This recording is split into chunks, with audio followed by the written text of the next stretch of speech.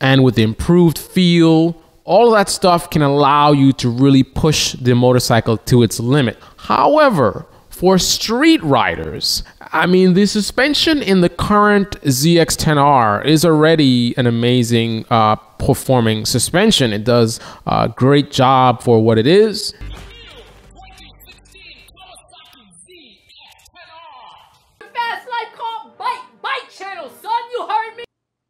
Ladies and gentlemen, this is your Fast Life motorcycle channel, and this is new 2016 Kawasaki Ninja ZX10R.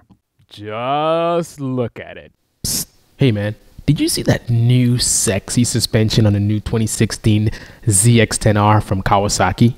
BFF. What does that stand for anyway? What is BFF? This new Showa BFF suspension that you see on the new 2016 Ninja ZX10R. Well, this is your Fast Life motorcycle channel, and I've been bringing you a lot of the details about this new Ninja ZX10R from Kawasaki, and today we're going to talk about this BFF, balance-free forks. What are they all about? And should you really care? Sure, they look cool, but what's the point? So first of all, these forks were produced in partnership between Kawasaki and Showa in the World Superbike competition. So what's the balance in the balance-free forks that they're talking about? Well, basically, in a traditional fork, you have potential fluctuations in pressure.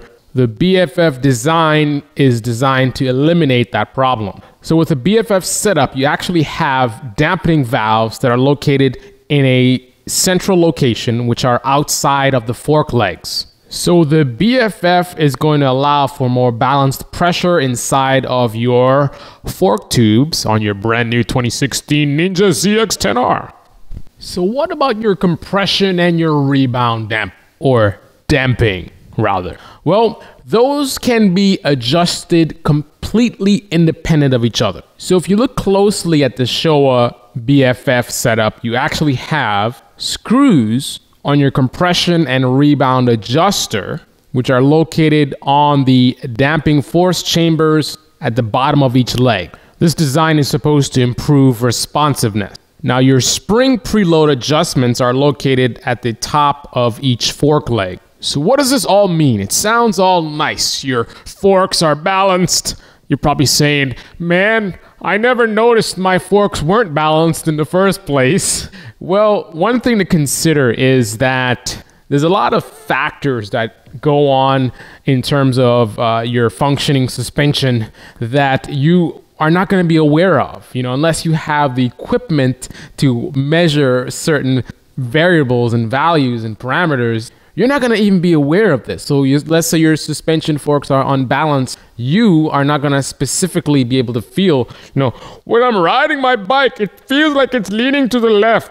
No, it doesn't work that way. However, and potentially, what you would notice is the difference in the feel of the bike in terms of the level of traction and control and how it feels, you're turning and all that kind of stuff. So while in theory, you would hope to notice what you might describe as just better suspension. You just feel more connected to the road, or there's a lot of different ways you might describe it. That's a kind of a generalized interpretation that you are going to verbalize just based on the kind of sensory inputs that you're getting while you're riding your bike. But you're not going to be able to specifically know certain things, like, for example, any balance issues with your forks. You're not going to see that as the specific cause of any issues with your suspension.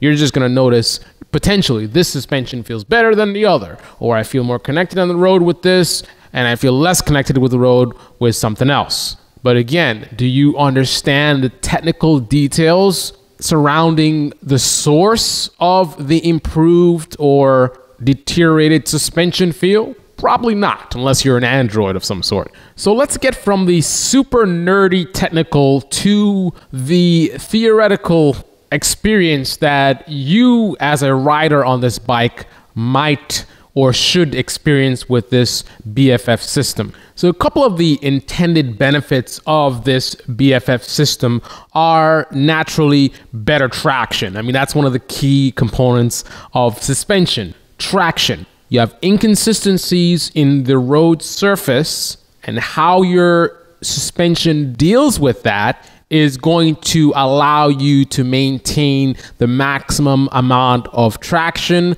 or give you the opposite effect if you have suspensions that's not functioning properly, or you have a low quality suspension or a poorly adjusted suspension. But the bottom line is, just to give an extreme example, let's say your suspension is locked up, so it's not doing anything at all. It's just totally rigid. So you hit a bump, and then all that force that pushes the tire up is going to upset everything. It's going to push the entire bike up, and then you're going to potentially be launched. So now you have a portion of time where your tires have left the pavement. And obviously at that point, you're talking about zero traction, because you can't have any traction if your tires aren't on the ground. Now let's go to the opposite end of the spectrum. You have some suspension that's functioning properly and it's set to a very, very soft setting. Then you can have the tire go upwards and have that spring absorb all of that motion, and have the chassis of the bike remain undisturbed. Now, that's an extreme interpretation. Obviously, even with a really soft setting, there's going to be some kind of disruption to the chassis itself. It's just a matter of how much and how abrupt it is. But even with really soft suspension settings, you go over that bump and potentially there's going to be some level of disruption to the chassis. The more firm the settings are, the more disruption you potentially have. But then you also have the advantages of, when you're going into turns really hot and you have all this motion and that those forces that are pushing down on the suspension, and you have firm suspension that's going to allow you to fight against that, because one of the goals is you want to always have some level of suspension available, because obviously we just illustrated with no suspension how that would be a very bad thing, right? So if you have a bike where you're going around a corner really, really fast and you end up pushing down the suspension really hard to the point where the springs can't compress anymore, you're now effectively riding with no suspension, which means really, really low traction levels, and you have a good chance of low siding in that scenario. So that's where the firm suspension comes in, where you can do, really aggressive braking and acceleration and going into turns really hot, and being able to still at all times have some level of suspension available, because it's just so firm. You can't overtax the suspension. Now, if you go into these kinds of maneuvers with something like a touring bike that has very soft suspension, you can kind of bottom that out much faster. And again, when you bottom out your suspension, where there's no more suspension travel, that's where you run into potential risk of, basically the scenario of riding with no suspension, which is a low traction scenario, and that's not where you want to be. So this system is designed to improve your traction, which in theory would allow you to be faster around the track. I always tell riders one of the best modifications you can do to your bike is suspension. People always want to do engine mods, but what difference does it make how powerful the engine is if you don't have traction, if you don't have confidence going into those turns at high speeds? And where you're going to get that from is from your suspension. Obviously, tires are a very important factor as well, but the suspension is a very critical component to maintaining traction, and traction is a main or a very critical component to the formula of high speed turns, or being fast in a very technical scenario or technical track. So beyond just generalized improvements on traction, you're also supposed to have improved low speed comfort and also increased front end feel. Now, when you're trying to ride very fast, you're going on a very technical track where you have a lot of tight turns. Obviously, again, traction is very important. That's going to allow you to do those turns at higher speed. But another factor that's very important is your front end feel. If you don't have a good feel for your front end, then how can you ride with precision that's required to get really close to that edge of performance where you are going around a corner as fast as is physically possible? Any faster and you're going to low side, you're going to crash. How can you get that close to the edge without having a good feel? If you don't have a good feel on the front end, then that's where you're just unsure. You don't know how much room you have or flexibility you have. You're just kind of winging it type of thing. And then all of a sudden, oh, low side. Didn't see that one coming. With more feel, you can kind of see what feel what the front end is doing and adjust accordingly and have more confidence with that increased visibility. Imagine you're driving a car in broad daylight at high speeds. Imagine doing the same thing at night where it's very, very dark and you can't really see as much.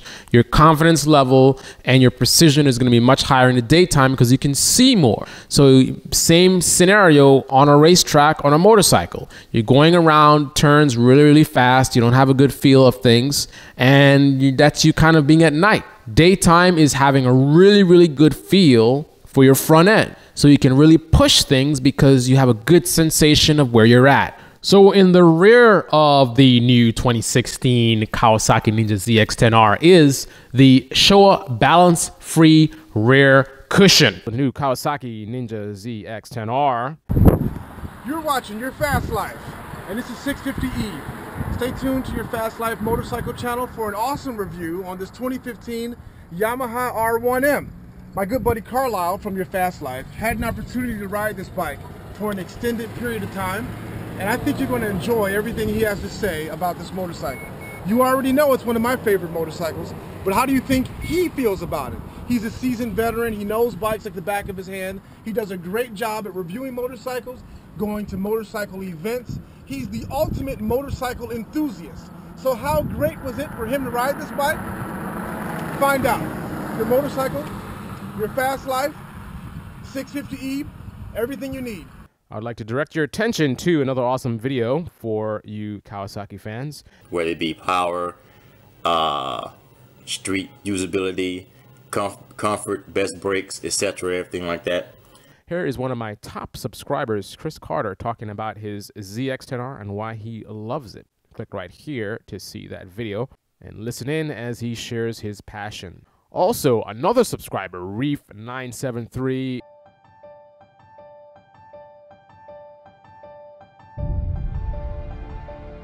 is another Kawasaki ZX10R lover and rider. You can click right here to take a look at his video talking about why he loves his bike. And finally, you can take a look at my review of the new Yamaha R1M by clicking right here and taking a look at that awesome review right here on your Fast Life motorcycle channel. Thank you for watching, and stay tuned for more updates on the new Kawasaki Ninja ZX10R right here on your Fast Life motorcycle channel, sister channel to your Fast Life car channel, and both under my parent channel, Carlyle's Picks, which is my Instagram and Twitter handle, @Carlyle's Picks. Thanks for watching. Ride safe.